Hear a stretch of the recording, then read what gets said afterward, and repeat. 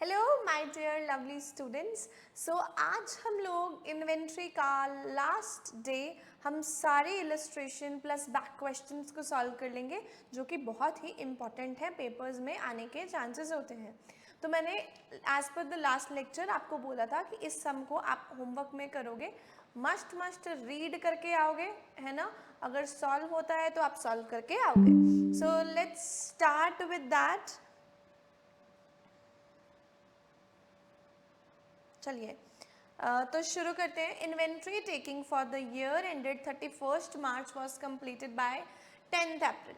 ठीक है, जो हमने इन्वेंट्री काउंट करनी थी, हमें बताना था कि क्लोजिंग स्टॉक एज ऑन 31 मार्च कितना है, वो हमारा काम कब कंप्लीट हुआ, हमारा 10 अप्रैल को काम कंप्लीट हुआ। ठीक है, the valuation of which showed a inventory figure of 16,75,000 at cost as on completion date. तो उसने खुद बोल दिया कि हमने कॉस्ट पे करा है और 16,75,000 रुपया हमारी इन्वेंट्री की वैल्यू है एट द कंप्लीशन डेट, मतलब as on 10 April.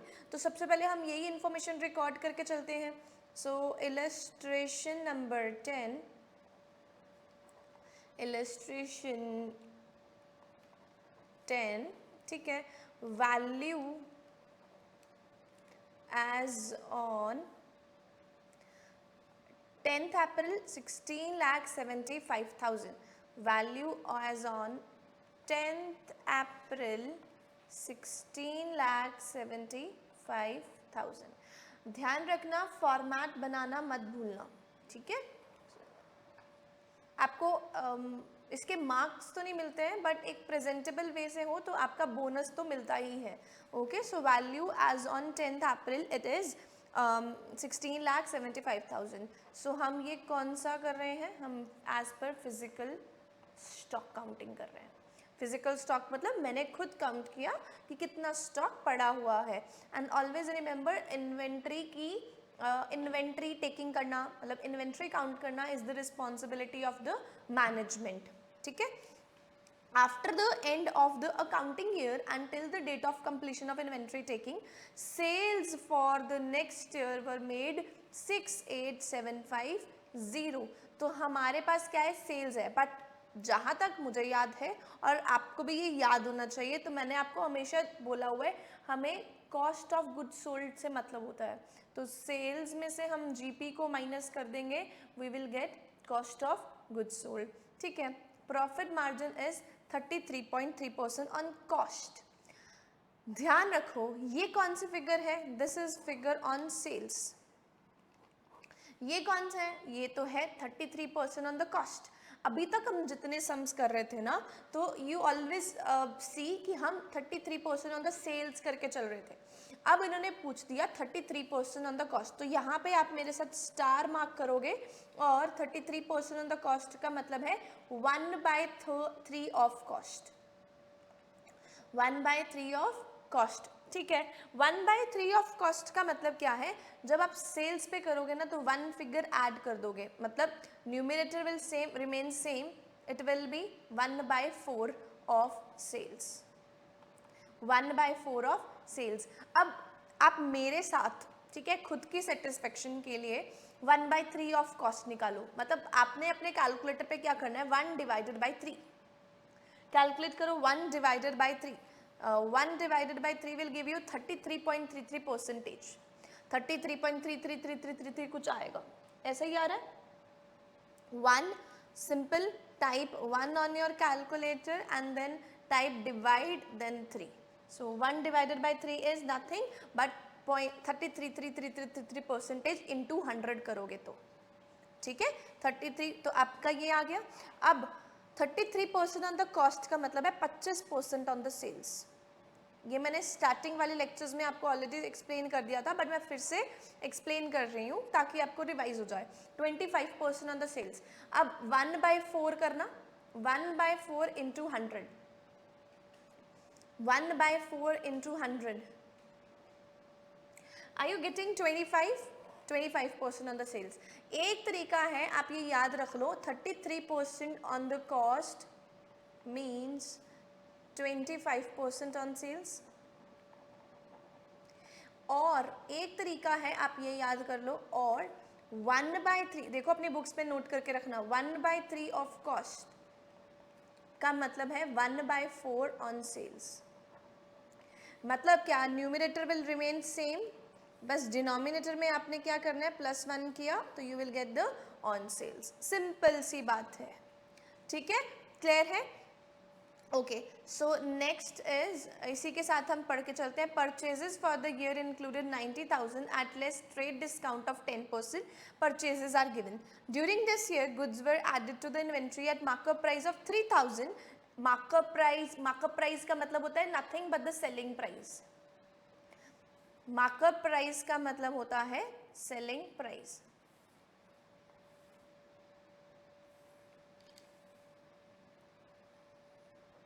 Markup price is nothing but the selling price, ठीक है। 3,000 in respect of sales return, तो हमेशा हम सेल्स कौन सी लेके चलते हैं, हम हमेशा सेल्स लेके चलते हैं नेट सेल्स, ठीक है। तो हम प्रिपेयर करेंगे वर्किंग नोट, ऐड करके चलेंगे कॉस्ट ऑफ गुड्स सोल्ड, और इसका हम बनाएंगे वर्किंग नोट। अभी वर्किंग नोट नंबर 1 ही बन रहा है, so we will compute working note number 1। हम सबसे पहले लिखेंगे सेल्स, तो सेल्स कितने की थी, हमने सेल्स की फिगर देखी थी कुछ 68750 वॉज देयर, तो लेट्स राइट 68750, ठीक है। Less sale return, less sale return, sale return कितने की थी, दैट इज 3,000, मार्कअप है ना, in respect of sales return उसने बोला हुआ है, तो in respect of sales return minus 3,000, so we are getting 8 - 3 and 65750, perfect, 65750। अब हमें क्या करना है, लेस करेंगे ग्रॉस प्रॉफिट, लेस क्या करेंगे, ग्रॉस प्रॉफिट, ये हमारे पास क्या आई है, नेट सेल्स। नेट सेल्स में से अगर हम ग्रॉस प्रॉफिट को माइनस करते हैं तो we will get the gross GP, we will get the cost of goods sold, we will get the what, cost of good sold, ठीक है। तो ग्रॉस प्रॉफिट कैसे निकलेगा, तो मैंने अभी आपको बोला it is 33% on the cost, it means 1/4 on the sales. ये जो मैंने हाइलाइटर से, पेन से, डिफरेंट पेन से लिखा है, ये आपको पेपर में लिख के नहीं आना, अगर नोट में लिखना चाहते हो तो नोट में लिख सकते हो ये चीज़, it this thing you can add in the note, but answer नहीं भी लिखते तो चलेगा, ठीक है। तो दिस इज सेल्स 65750 का 25% कर लो या तो 1/4 कर लो, देखो कितना आता है, 1,65750 का 25%, 1,643,7.5, क्या मैं इसको राउंड ऑफ करके इसको 8 कर दूं, द आंसर इज येस, मैं इसको राउंड ऑफ कर देती हूँ, सो राउंड ऑफ करूँगी तो मेरे पास आएगा 1,643,8, सो मैंने ग्रॉस प्रॉफिट, नेट सेल्स में से मैंने जीपी माइनस कर दिया, तो I will get the cost of goods sold. तो माय डियर स्टूडेंट्स, 65750 में से आप 1,643,8 को माइनस करिए तो आपके पास आएगा 49,312, तो ये हमारे पास आ गया कॉस्ट ऑफ गुड सोल्ड। तो कॉस्ट ऑफ गुड सोल्ड को हम ऐड करके चलते हैं, जो कि हमारी फिगर आ रही है दैट इज 49,312, यही आया अभी 49,312, we will add cost of good sold. चलिए, तो उसके बाद हमारे पास परचेजेस की इंफॉर्मेशन थी, और परचेजेस था 90,000 लेस ट्रेड डिस्काउंट 10%। तो अभी तक हम परचेजेस को क्या करते आए हैं, हम अभी तक परचेजेस को लेस करते आए हैं। सो परचेज की फिगर थी 90,000 लेस 10%, तो मेरे पास आया 81,000 को हम लेस करके चलेंगे। Very simple, very easy, right. अब हम देखते हैं अगर कुछ गोल्डन पॉइंट हमारे पास गिवन है, let's see some golden point if we are given with, ठीक है, let's see. After the inventory, after the inventory taking, it was found that there was certain old slow moving item costing 11,250, which should have taken at 5,250 to ensure disposal to an interested customer. ठीक है, वो कह रहे हैं हमारे पास एक inventory थी as on the closing date, जो जिसकी वैल्यू कितनी थी, जो जिसकी कॉस्ट थी 11250, जिसकी कॉस्ट क्या थी 9120। तो हम बनाएंगे वर्किंग नोट नंबर 2। पहले लिखेंगे working note number 1, then working note number 2। See these are the notes prepared by you, ठीक है, ताकि आप एंड वाले डेज में रेफर करके चलो और आप इन्हीं को ही पढ़ के चलो, ताकि आपको एग्जाम करने में थोड़ी ईज हो, है ना। तो आपने इस पर्सपेक्टिव से इस चैप्टर को सॉल्व करना है कि दोबारा करने की ज़रूरत ना पड़े, दोबारा मैं रिवीजन करूं और मैं नोट्स देखूं, मुझे समझ लगता रहे। That's why I am preparing working notes. ये आप एग्जाम में भी डालोगे ना तो आपको बोनस मिलेगा, अच्छे मार्क्स मिलेंगे आपको। Working note number 2, so inventory is recorded at lower of cost और NRV। ठीक है, तो अभी तक मेरे को कॉस्ट गिवन है, cost of slow moving inventory that is 11250 and इसकी NRV है 5250, 5250। तो इसका मतलब है मेरा जो वैल्यू है वो गिर गया, मेरी इन्वेंट्री की वैल्यू गिर गई, है ना। और कितने अमाउंट से गिरी, 11250 minus 5250, 6000। So decrease in value of old slow moving inventory.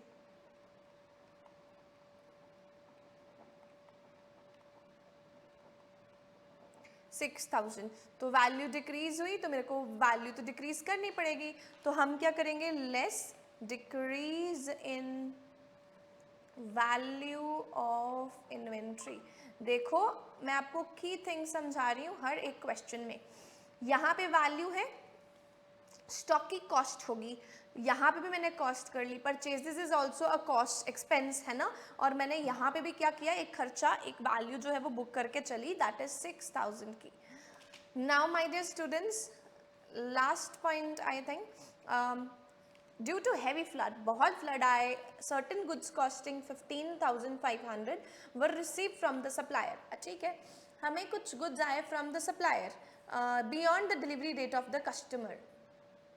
हमने किसी कस्टमर को माल देना था, ऐसा हुआ कि हमने अपने सप्लायर से माल लिया and then we have to give to the our customer. तो हुआ क्या, हमने हम कस्टमर को जिस दिन पे देना था वो दे ही नहीं पाए, क्योंकि फ्लड्स आ गए, सप्लायर ने लेट दिया। As a result the customer refuse to take the delivery, उसने डिलीवरी ही नहीं ली and net realisable value was 12,500। तो 12,500 का क्या, again same working note, less decrease in value of stock, again working note number 3।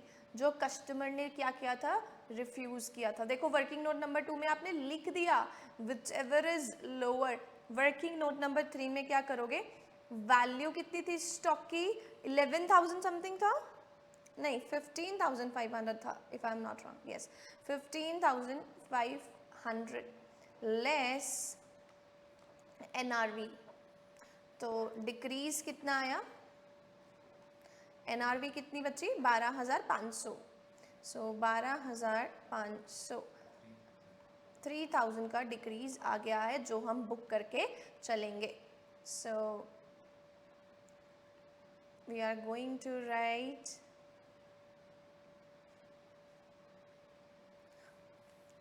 3,000। तो my value of stock, my value of closing stock is equal to, करिए मेरे साथ, 1,675,000 plus 4,9,312 minus 81,000 minus 6,000 minus 8,000। सो आपका answer कुछ आ रहा है 1,634,312 हम check भी कर लेते हैं 1634310। सो हमने यहाँ पे राउंड ऑफ कर दिया होगा, that's why the problem is there, otherwise our answer is एकदम करेक्ट। 2 रुपये का फर्क है, कोई दिक्कत नहीं है, that is difference is due to approximation. ठीक है, सो लास्ट में नोट डाल दोगे, note difference is due to approximation, difference of ₹2 is due to approximation। ठीक है, सो आपको ये पेपर में ₹2 लिखने की जरूरत ही नहीं है, आप ऐसा भी लिख सकते हो, difference is due to approximation. And we have successfully done the illustration number 10 and 11 and 12 was very simple। बहुत से बच्चों ने इसको कर लिया है, राइट। एंड अगर किसी को कोई भी पर्टिकुलर स्टूडेंट को डाउट रहता है तो आप मुझे पर्सनली ये चीज़ भेज सकते हो। Now let's jump towards the practical questions given at the back of your study material. Let's solve those practical questions. So सबसे पहला प्रैक्टिकल क्वेश्चन आता है, practical question number 1। practical question number 1, let's solve, right? Everybody with me? Perfect, let's go with X, who was closing his books on 31st March 2022 failed to take the actual stock which he did only on 9th April। कोई बात नहीं, हम किसके लिए हैं, हम है ना, हम कर देंगे। when it was ascertained him to be of worth 2,50,000। ठीक है, तो ये बोल रहा है कि X जो कि क्लोज करना चाहता था अपने बुक्स ऑफ अकाउंट्स को, वो नहीं कर पाया, तो अब वो बुक्स को क्लोज करना चाहता है। ठीक है, सो द गुड्स कितनी वैल्यू है स्टॉक की, 2,50,000। It was found that sales were entered in the sales book on the same day of dispatch. ठीक है, ये कहानी बोल रहे हैं कि सेल्स को हम तब रिकॉर्ड करते हैं जब सेल माल जाता है। ठीक है, and return inwards, return inwards what is coming in, तो हम जो बेचेंगे वही तो आएगा, तो सेल्स रिटर्न की बात कर रहे हैं। So in the return book as when goods are received back purchases are entered in the books once the invoice are received. तो परचेज को हम तभी रिकॉर्ड करते हैं जब परचेज हो जाती है। It was found that sales between 31st March and 9/4/22 as per the sales day books were 17,200। Purchases between 31st March 2022 to as per the purchase book were 1200 का फर्क है। Out of this 500 was not received when the stock was taken। ठीक है, goods invoiced during the month of March but goods received only on 4th April amounting to 1,000। rate of gross profit is 33% on the cost as certain the value of physical stock as on 31st March 2022। हमें क्या निकालना है, हमें value निकालनी है, value of physical stock as on 31st March 2022 हमें निकाल कर चलनी है। ओके, निकाल लेंगे, दैट्स वेरी इजी, है ना। तो let's see, value of physical stock as on 31st March 2022। तो सबसे पहले बात है, हमारे पास स्टॉक की वैल्यू गिवन थी। स्टॉक की वैल्यू कितनी गिवन है, तो हमारे पास 2,50,000 गिवन है एज ऑन 9th April। ठीक है, सो सबसे पहली बात है, हम परचेजेस को माइनस करते हैं, कॉस्ट ऑफ गुड्स सोल्ड को ऐड करके चलते हैं। So value of physical stock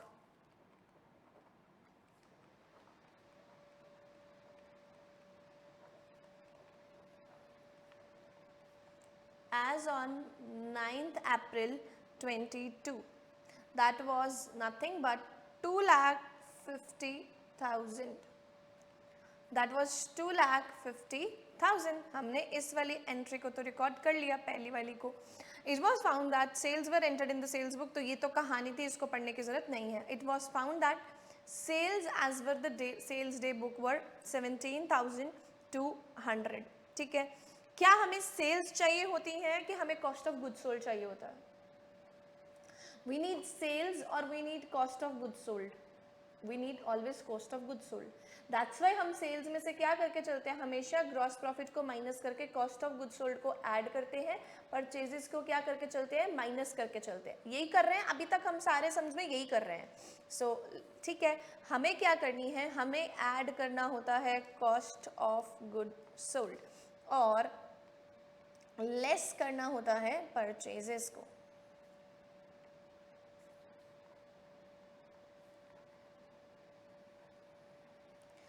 तो मैम पर कॉस्ट ऑफ गुड्स सोल्ड के लिए हमारे पास सेल्स होनी चाहिए, ठीक है, और जीपी का मार्जिन होना चाहिए, ठीक है. तो सेल्स कितने की थी, द सेल्स वर 17,200 एंड इसके ऊपर 33% ऑन द कॉस्ट है. अब आपने अभी अभी मेरे पास सम किया, 33% ऑन द कॉस्ट का मतलब है 25% ऑन द सेल्स, या फिर 33% को हम बोल सकते हैं 31/3 ऑन कॉस्ट, डिनोमिनेटर में एक ऐड कर देंगे 1/4 ऑन सेल्स. तो सिंपल सी बात है, हम क्या कर देंगे 17,200, सेल्स कितने की है 17,200, gross profit that is 1/4 on sales. पता लग गया, 17,200 का 1/4 करोगे तो you are getting 4,300. So sales में से आपने जीपी माइनस किया तो you will get the cost of goods sold. कितना आ रहा है, 17,000 में से 200 में से 4,300 करोगे तो क्या इट इज कमिंग 12,900 आ रहा है, 12,900. ठीक है, अब हम करते हैं परचेज. सो हमने सेल्स का ट्रांजैक्शन रिकॉर्ड कर दिया, परचेजेस तो एज इट इज जाएंगे भैया, बट 1200 की परचेजेस थी जिसमें से 500 की गुड्स नहीं रिसीव हुई. हम गुड्स को कैसे परचेज को रिकॉर्ड कर रहे हैं, once the invoices are received, once the invoices are received. तो 1200 के इनवॉइसेस आए, बट हम क्या कर रहे हैं, फिजिकल स्टॉक मेजरिंग कर रहे हैं. क्या लिखा हुआ है फिजिकल, क्या वो मेरे गोडाउन में है एट प्रेजेंट, नहीं.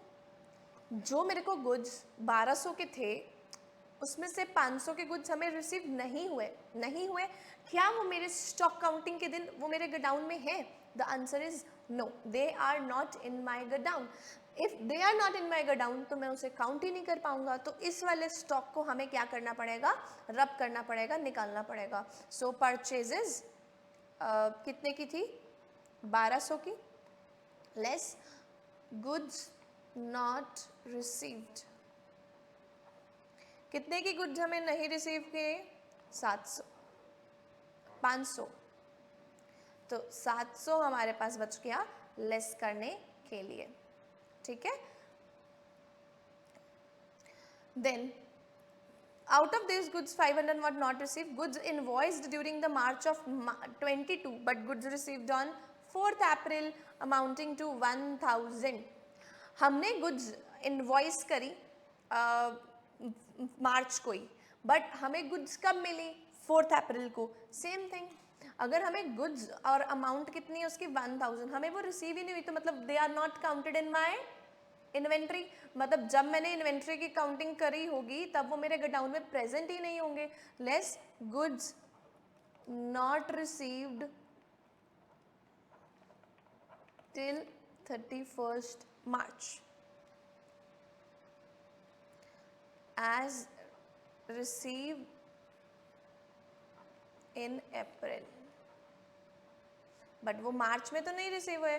Goods not receive till 31st March लिख लो या फिर टिल मार्च लिख लो, ठीक है. तो वो कितने के थे, 1000. लेस करो, देखो आंसर कितना आता है हमारे पास, 2,50,000 plus 12,900 minus 700 minus 1000. So 261,200. So this is my value of physical stock. Let me check the answer for you.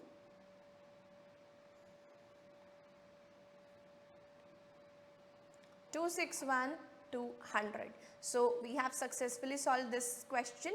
Now let's jump towards another question, question number 2. So value of stock, opening stock, purchases given, okay, purchases given, manufacturing expenses given. अरे भैया ये तो सब हमने illustration में किया था, तो ये आप लोग खुद ट्राई करोगे, दिस इज सेम, ठीक है। सो हम इसको सॉल्व नहीं करेंगे, आप लोग करोगे और मुझे अपना अपना आंसर बताकर चलोगे। Okay, let's now move towards illustration number 3.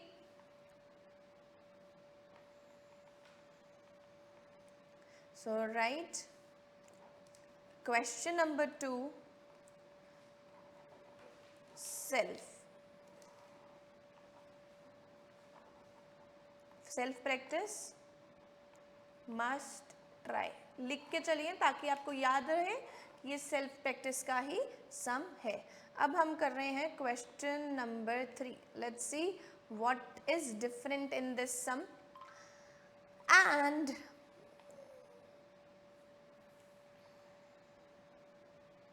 let's see the profit and loss of Hanuman showed a net profit of 6 lakh.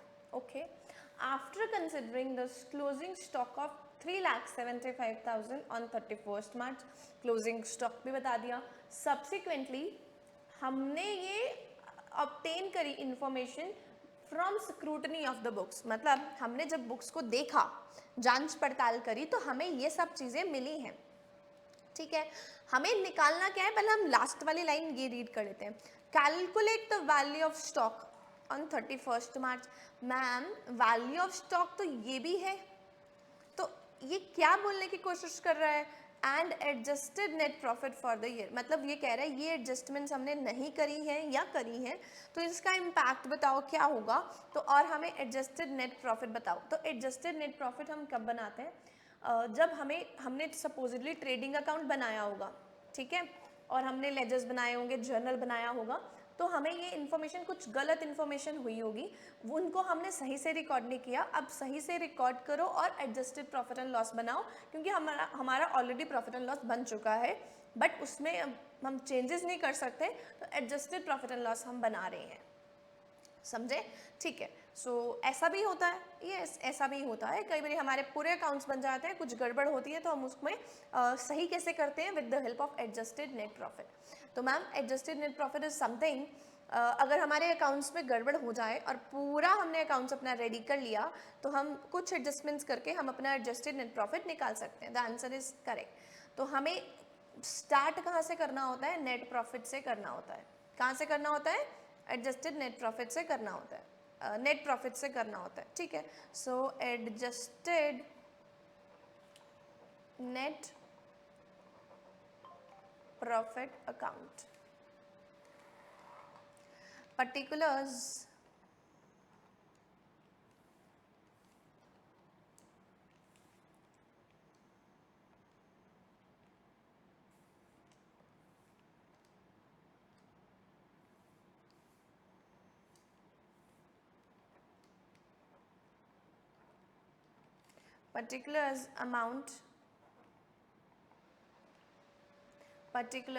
amount,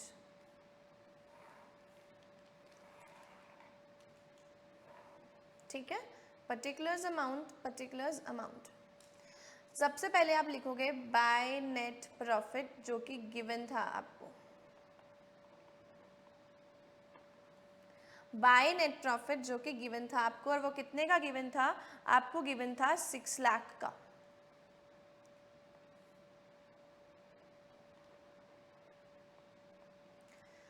कितने का गिवन था, 6 लाख का गिवन था, ठीक है।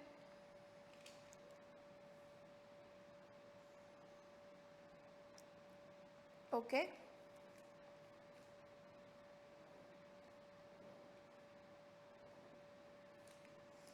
अब क्या करेंगे हम, अब हम एडजस्टमेंट रीड्स करते हैं। Purchases for the year included 15,000, हमने परचेज करी 15,000 की, okay. Paid for new electric fittings for the shop, भाई साहब हमने क्या कर दिया, हमने तो परचेज किया, new electric fitting is nothing but the asset, हमने परचेज किया एसेट, और हमने क्या रिकॉर्ड कर दिया कि it is purchase, but it is not purchase. तो हमने क्या किया होगा, परचेज कम करनी पड़ेंगी, परचेज कम करनी पड़ेंगी, रीजन यही करना पड़ेगा ना, रेक्टिफाई करने के लिए we need to reduce it. Why? Because हमने परचेजेस रिकॉर्ड कर ली, पर ये तो परचेज है ही नहीं, ये तो क्या है, बैलेंस शीट आइटम, ये तो एसेट है, तो इसका इम्पैक्ट बैलेंस शीट में आना चाहिए, ना कि ट्रेडिंग अकाउंट में, है ना, परचेजेस में। तो हम परचेज को कम करना पड़ेगा। परचेज को कम कैसे करते हैं? परचेज को बढ़ाने के लिए हम इधर रिकॉर्ड करते हैं, परचेज को कम करने के लिए हम कहाँ रिकॉर्ड करेंगे? इधर, क्रेडिट साइड पे।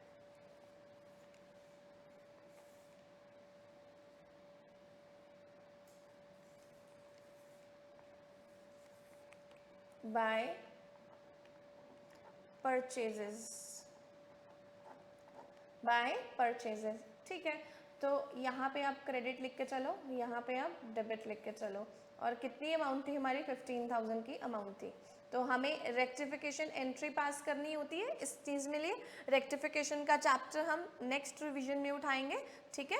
सो अभी हम क्या कर रहे हैं, नेट प्रॉफिट एंड रेक्टिफिकेशन के बेसिस पे ये चलेगा। मैं आपको इम्पैक्ट बताकर साथ साथ में चल रही हूँ, ज़्यादा क्लैरिटी आपको मिल जाएगी जब आप रेक्टिफिकेशन ऑफ एरर चैप्टर कर लोगे। Okay fine. सो परचेजेस हमने 15,000 की कम कर दी, हमें क्योंकि कम करनी पड़ेंगी ना, we need to reduce the purchases. Okay, then next impact, next impact what we have to do is Hanuman gave away the goods valued at 40,000 as free sample which no entry was made in the accounts। भाई साहब, अगर हमने entry डाली होती ना accounts में, तो entry क्या होती? एंट्री होती, हम क्या करते थे, जब हम फ्री सैंपल्स को लिख देते थे तो दैट इज एडवर्टीजमेंट। अगर हम किसी भी चीज़ को फ्री सैंपल्स के तौर पे देते हैं, दैट इज एडवर्टीजमेंट। तो एडवर्टीजमेंट को हम क्या करते थे? डेबिट टू परचेजेस, ऐसे करते थे। तो हमने ये एंट्री पास ही नहीं करी, क्योंकि एंट्री पास ही नहीं तो इसका कोई इम्पैक्ट नहीं आएगा, क्योंकि इसका एंट्री नहीं पास करी तो इसका इम्पैक्ट नहीं आएगा। तो लिखो for point number 2, note for point number 2, nothing would be done as no entry was passed, hence no adjustment required। देखो, आपको ये पॉइंट तो लिखना पड़ेगा, ठीक है, तभी मार्क्स मिलेंगे। Okay, invoices amounting for 2,50,000 have been entered on 27 March, ठीक है, ये 31 मार्च का हम बना रहे हैं। 27 मार्च को कुछ हमने गुड्स थे उनको एंटर किया, but the goods were not included in the stock. हमने कुछ परचेजेस करी, ठीक है, invoice for the good amounting to 2,50,000 have entered on 27th March but the goods were not included in the stock। हमने उसे stock में include ही नहीं किया। तो स्टॉक की साइड कौन सी होती है? एवरीवन नोज कि हम स्टॉक को यहाँ रिकॉर्ड करते हैं, by stock, goods not included.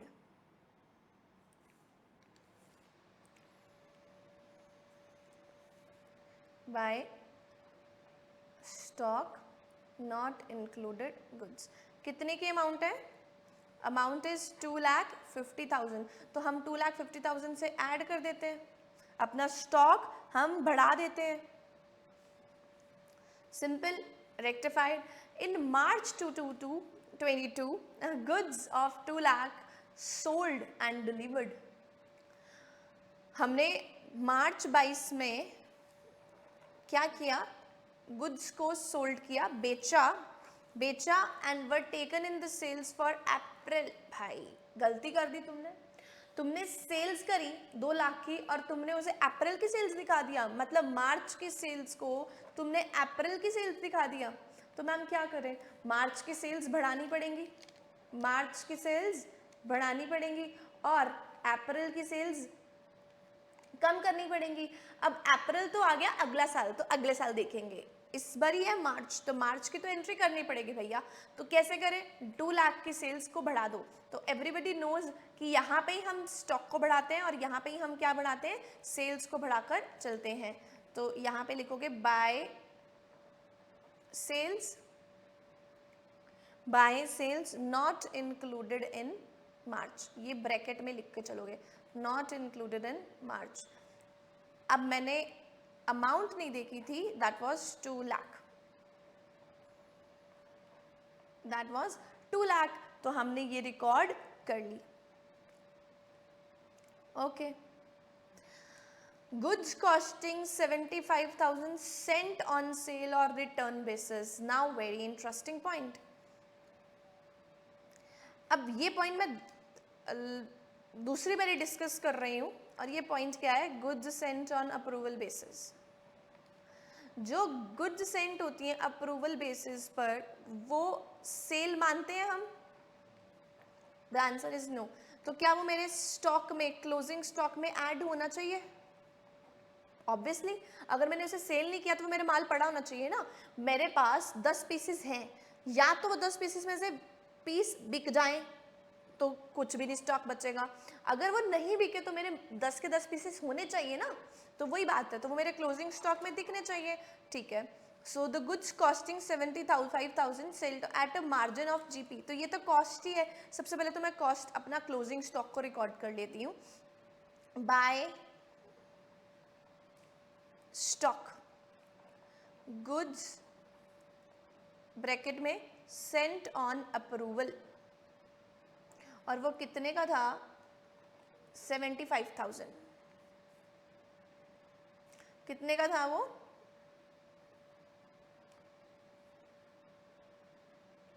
75,000। ठीक है,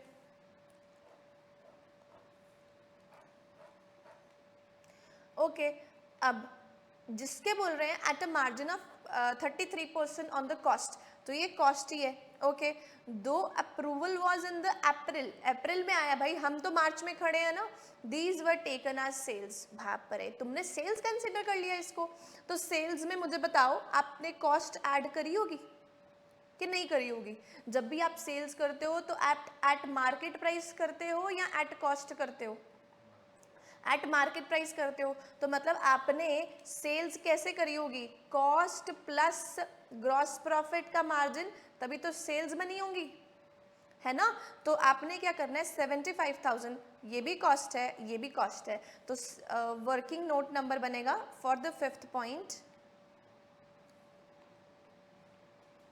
दिस वाज 5th पॉइंट। ठीक है, प्रिपेयर करो वर्किंग नोट। 75,000 की गुड्स थी, 1/3 क्या है, तुमने ग्रॉस प्रॉफिट अर्न किया, तो 75,000 का 3 डिवाइडेड बाई 3 करो, कितना आता है? 75,000 1 डिवाइडेड बाई 3, 25,000। कॉस्ट कितनी है? कॉस्ट इज 75,000, तो तुमने सेल्स कितने की करी होंगी? तुमने सेल्स करी हैं 1 लाख की। तुमने सेल्स कितने की करी है? 1 लाख की। तो तुम्हारी सेल्स कम होनी चाहिए, क्योंकि ये तो सेल है ही नहीं। सेल्स को बढ़ाने के लिए हमें क्रेडिट साइड पे लिखना होता है, और सेल्स को कम करने के लिए हम कहाँ रिकॉर्ड करेंगे? डेबिट साइड पे। To sales, that is sales, that is goods sent on approval,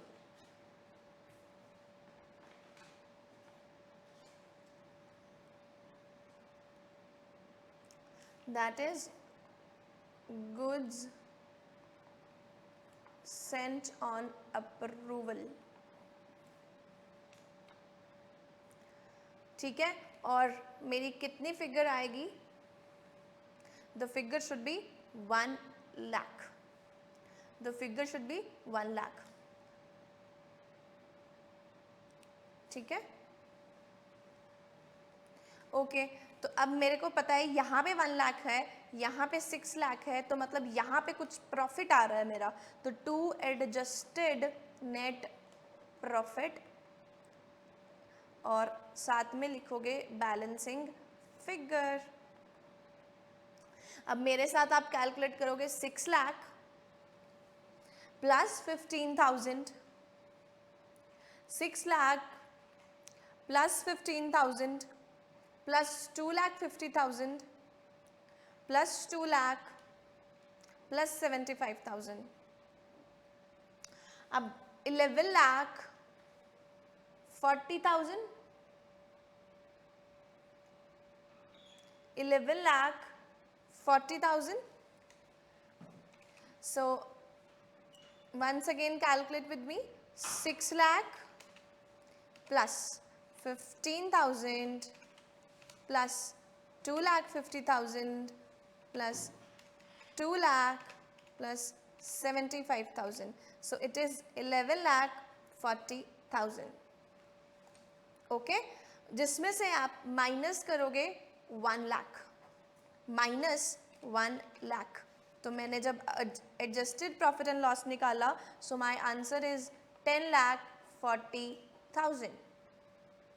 my answer is 10,40,000.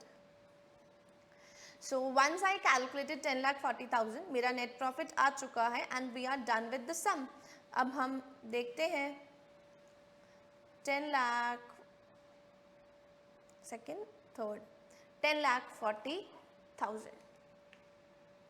ठीक है, 10,40,000. अब मेरे को अगर क्लोजिंग वैल्यू ऑफ स्टॉक निकालना है तो स्टॉक की वैल्यू मेरे पास गिवन थी 3,75,000. उसमें मैं परचेजेस ऐड कर दूंगा जो कि नहीं इंक्लूड होनी चाहिए थी, not included in the stock 2,50,000. और जो गुड्स थी जो लाई कर रही थी विद जो हमारा सेंट ऑन अप्रूवल बेसिस था, वो भी गुड्स को हम क्या कर देंगे, ऐड कर देंगे and we will get the closing stock की value. So let's calculate with me. Last but not the least,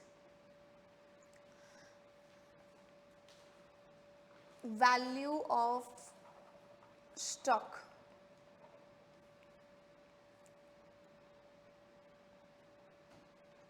opening कितना है? My opening was 375. Opening 375,000. Then we have to add purchases not included. यहाँ था ना, हमने लिखा था purchases by stock not included 2,50,000 का. Purchases or stock not included कितने की थी? 2,50,000 plus goods sent on approval, जो मैं बोल रही थी आपके स्टॉक में ऐड होना चाहिए. गुड्स सेंट ऑन अप्रूवल, वो लास्ट में फिगर थी ना 75,000 की, ये वाली.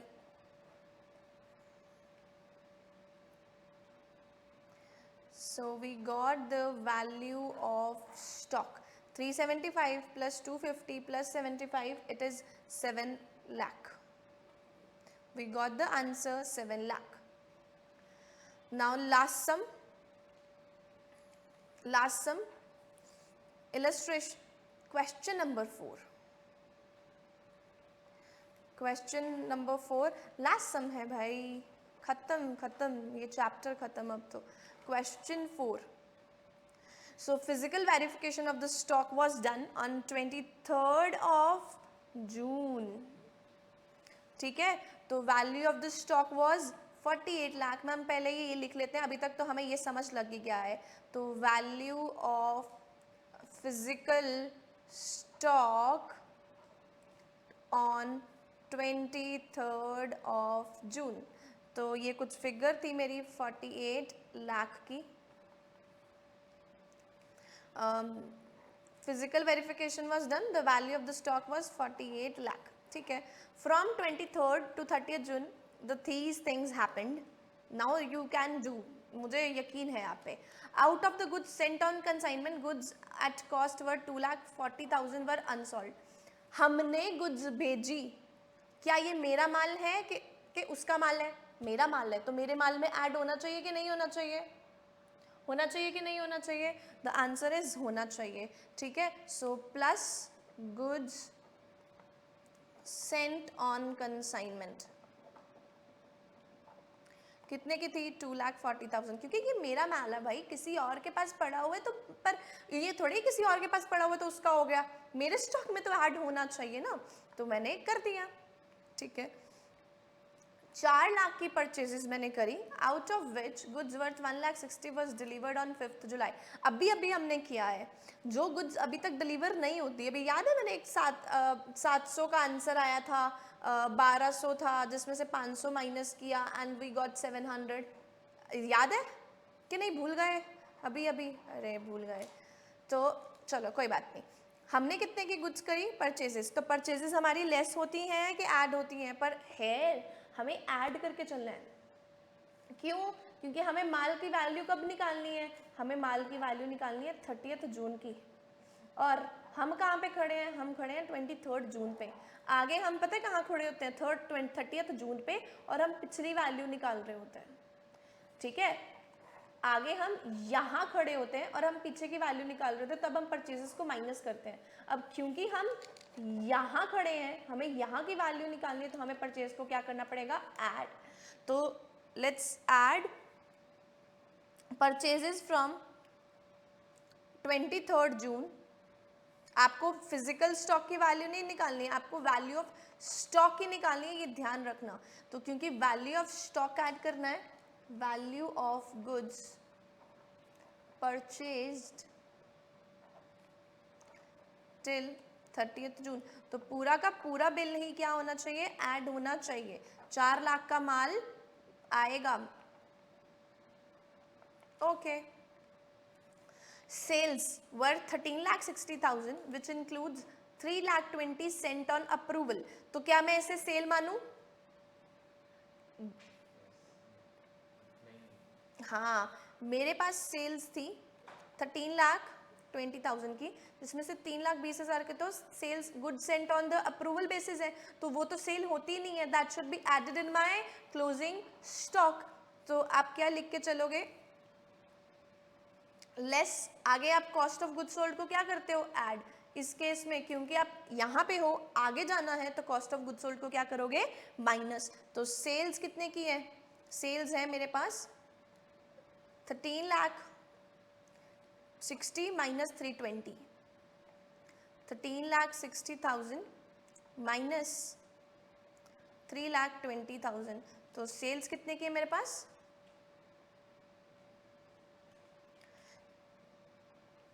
10,40,000 की सेल्स है। ठीक है, तो एबनॉर्मल सेल्स बोल दूं इसको मैं? अब तो आपको नाम पता लग गया है। एबनॉर्मल सेल्स कौन सी है? 3,20,000 की। और ये 3,20,000 की कौन सी है? जो मैंने अप्रूवल बेसिस पे करी है या नहीं करी है ना? Half of these returned before 30 June. Half of these returned on 30 जून। ठीक है, so let's prepare one working note with me.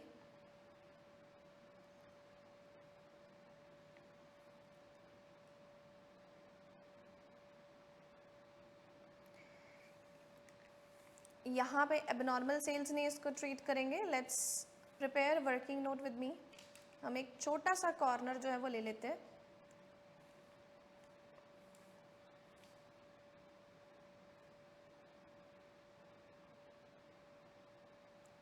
यहाँ कुछ कैलकुलेशन हम कर लेते हैं। ठीक है, देखो सेल्स कितने की है? 3,20,000 की, 13,60,000 की। और good sent on approval basis क्या है? 3,20,000। ओके, सेल्स कितनी है? 13,60,000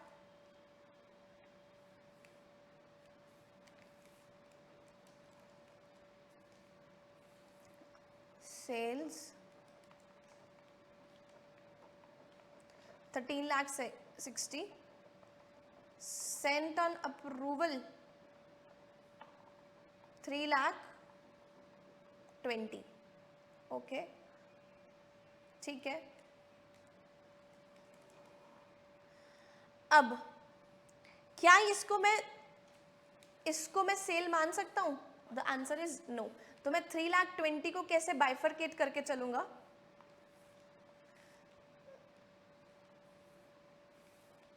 3,20,000 को मैं कैसे बाइफरकेट करके चलती हूँ? Let's do. जिसमें से कितने परसेंट गुड्स हमें वापस आ गए? Half of the goods. तो 320 का हाफ करो, 50%, 50%। कितना आया? 1,60,000। 1,60,000 ये अप्रूव्ड है। तो ये अप्रूव्ड है, तो ऑलरेडी मेरे सेल्स फिगर में इंक्लूड है। The answer is yes, already include है। बट दिस 1,60,000 ये जो नहीं अप्रूव्ड है, तो ये मेरे क्लोजिंग स्टॉक में ऐड होने चाहिए कि नहीं होने चाहिए? होने चाहिए, must be added in my stock, must be added in my stock. पर क्या, क्योंकि मैंने 23 जून को ये सेल्स कब करी, ये ध्यान रखो, सेल्स कब करी मैंने, वो गुड्स मेरे 30 जून से पहले पहले वापस भी आ गए। मैं स्टॉक क्या कर रहा हूँ, 30 जून को ही काउंट कर रहा हूँ। क्या ये मेरे गुड्स 30 जून को पहले मेरे से रिसीव हो गए, और क्या मेरे को ये गुड्स 30 जून से पहले रिसीव भी हो गए? The answer is yes. मैंने भेजे कब? 30 जून के से पहले, सेंट ऑन अप्रूवल बेसिस। मेरे को वापस भी कब आ गए? 30 जून से पहले पहले। क्या ये मेरे ऐड होंगे स्टॉक में कि नहीं होंगे?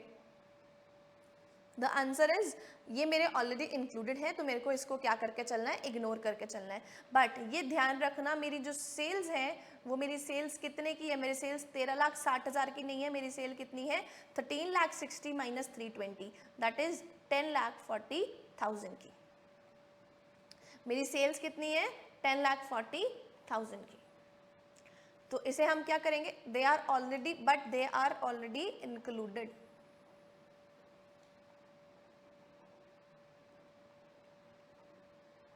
ओके, तो मेरे को जो कॉस्ट ऑफ गुड्स सोल्ड निकालना है वो किसके साथ निकालना है? Sales minus gross profit.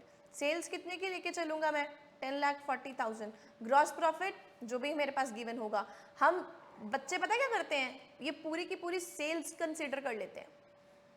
13,60,000 की पूरी सेल्स इंक्लूड कर देते हैं। तो मैंने आपको पूरा इन डिटेल समझा दिया क्यों हमें इंक्लूड नहीं करके चलना। ठीक है, क्यों हमें इंक्लूड नहीं करके चलना। अब देखो, अब थोड़ा सा और पढ़ ले। Goods are sold at cost plus 25%। Okay, cost plus 25%, तो मेरे पास कॉस्ट तो होनी चाहिए। डन। सो मेरे पास क्या होनी चाहिए? कॉस्ट होनी चाहिए। However goods of this have been sold for 1,20,000। अब इसने और एक नया रट्टा डाल दिया, कहता है goods costing 2,40,000 have been sold for 1,20,000। तो मेरे पास एक दो सेल्स आ गई, एक आ गई नॉर्मल सेल्स, एक आ गई एबनॉर्मल सेल्स। तो एक और वर्किंग नोट प्रिपेयर करो।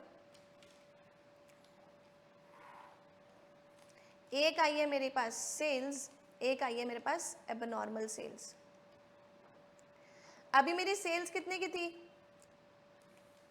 अभी मेरी सेल्स कितने की थी? 10,40,000 ना।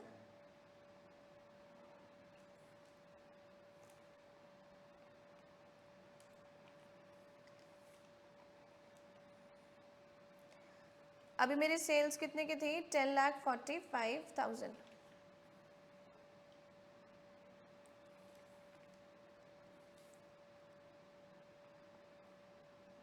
ठीक है, 9,40,000 नहीं, 10,40,000 ठीक है।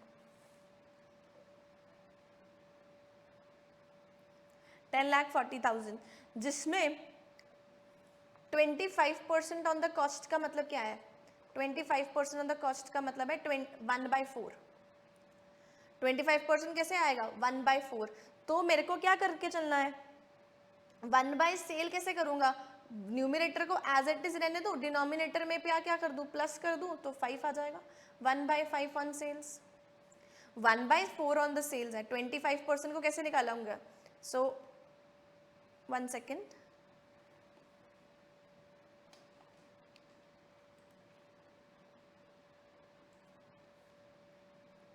यस, 1/4 25/100 करोगे तो कितना आ रहा है?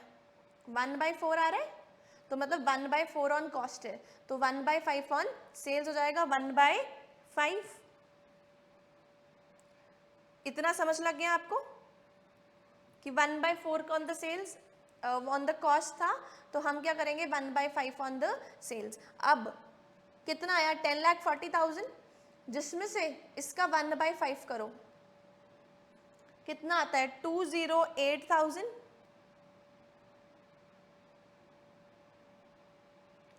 208,000,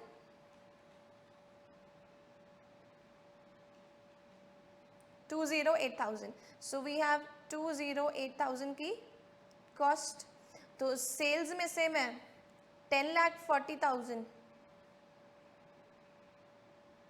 208,000 निकाल दूं,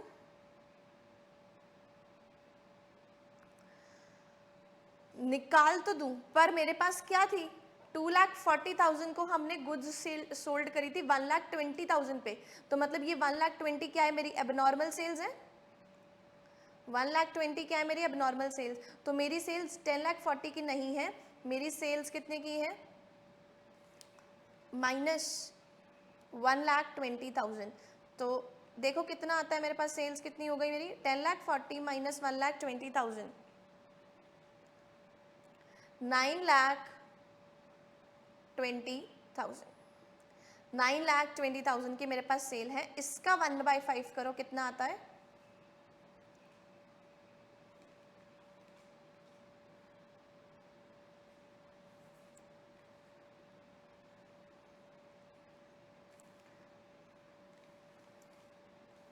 यहाँ पे मेरा क्वेश्चन चल रहा है, क्वेश्चन नंबर 4, ठीक है, मैं उसका वर्किंग नोट बना रहा हूँ। सेल्स मेरी कितने की थी वैसे, 13,60,000 की,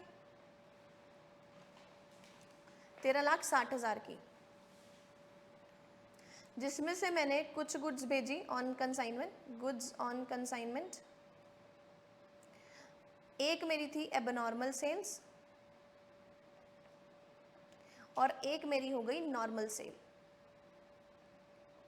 ठीक है।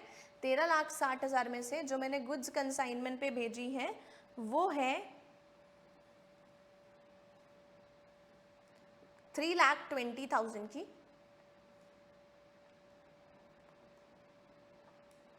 ठीक है। जो मेरी एबनॉर्मल सेल है वो है मेरी goods costing 2,40,000 had been sold for 1,20,000, so मेरी वो गुड्स है 1,20,000 का एबनॉर्मल सेल्स है। रिमेनिंग कितनी आएंगी, रिमेनिंग इज 13,60,000 माइनस 3,20,000 माइनस 1,20,000, तो ये मेरी सेल्स है, कितनी आई है, 13,60,000 में से 3,20,000 माइनस करो, उसमें से माइनस करो 1,20,000, 9,20,000 की मेरी सेल्स आ गई, ठीक है। 9,20,000 की मेरी सेल्स आ चुकी हैं। सिंपल, मैंने बहुत ही इजी वे से कर दिया है। आपके पास सेल्स थी 13,60,000 की, 13,60,000 में मेरे पास गुड्स सेंट ऑन कंसाइनमेंट है, that is of 3,20,000, abnormal sale है मेरे पास 1,20,000 की, और नॉर्मल सेल्स रिमेनिंग है जो कि मेरी बनती है, दैट इज रिमेनिंग इज 9,20,000, 9,20,000, ठीक है। तो 9,20,000 का मैं क्या करूँगा 1/5, क्योंकि 1/4 ऑन कॉस्ट था, तो 1/5 ऑन सेल हो जाएगा। 9,20,000 का आ गया, 1,84,000 का मेरा क्या है, ग्रॉस प्रॉफिट। तो मेरी कॉस्ट ऑफ गुड्स सोल्ड क्या आएगी, my cost of goods sold is nothing but 9,20,000 minus 1,84,000। करिए, कॉस्ट ऑफ गुड्स सोल्ड निकालिए, मेरी कितनी है, 9,20,000 माइनस 1,84,000, 9,20,000 माइनस 1,84,000, तो मेरी कॉस्ट ऑफ गुड्स सोल्ड जो आई वो कितने की आई है, 7,36,000, 7,36,000।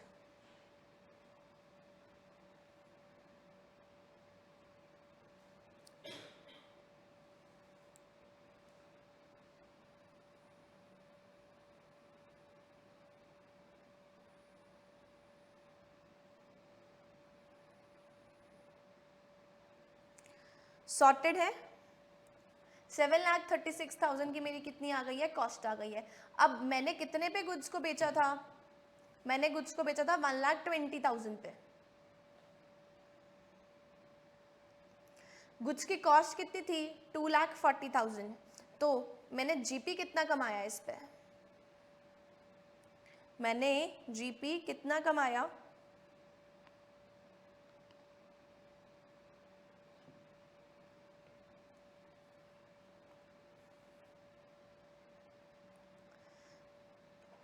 कॉस्ट कितनी थी 2,40,000 और मैंने इसे बेचा कितने पे 1,20,000 पे, तो मैंने तो कमा लिया लॉस, है ना। तो 2,40,000 की चीज को मैंने 1,20,000 पे बेच दिया, तो मैंने कितने का लॉस किया 1,20,000 का। तो नेट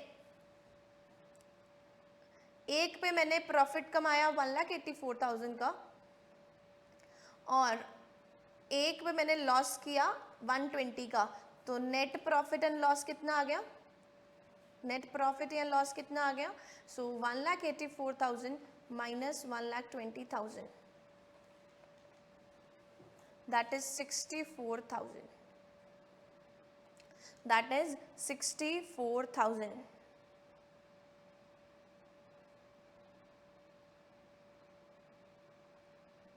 ठीक है, तो अब मेरे साथ आप आओगे सम पर,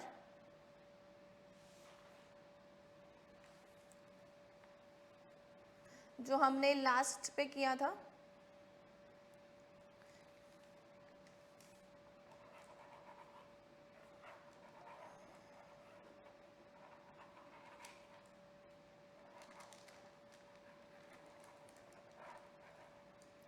हम लेस क्या करने लगे थे, हम लेस करने वाले थे कॉस्ट ऑफ गुड्स सोल्ड। तो let's do cost of goods sold. मेरे पास सेल्स कितने की थी, ऊपर से फिगर लेते हैं अपने वर्किंग नोट से, look at your working note. So मेरे पास सेल थी, वैसे तो थी 9,20,000, बट इसके बाद 13,60,000 में से अगर मैं 3/20 करती हूँ तो मेरे पास सेल यहाँ पे कितनी बचती है 10,40,000 की बचती थी। 10,20,000 में से हमने 1,20,000 माइनस किया तो मेरे पास 9,20,000 आता है, तो मेरे पास सेल कितनी थी 10,40,000 की।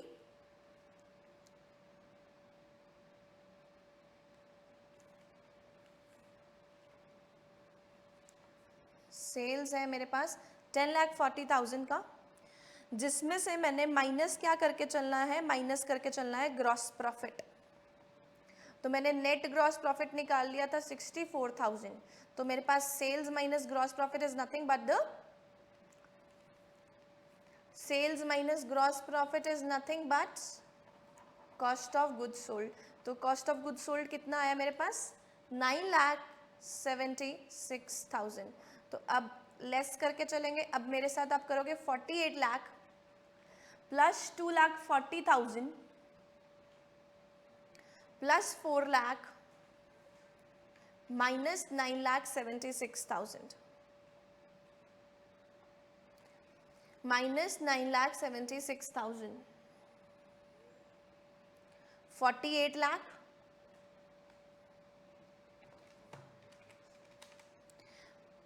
Plus 2,40,000 plus 4 lakh minus 9,76,000 gives you the answer 44,64,000 44,64,000। अब हम एक बारी चेक कर लेते हैं।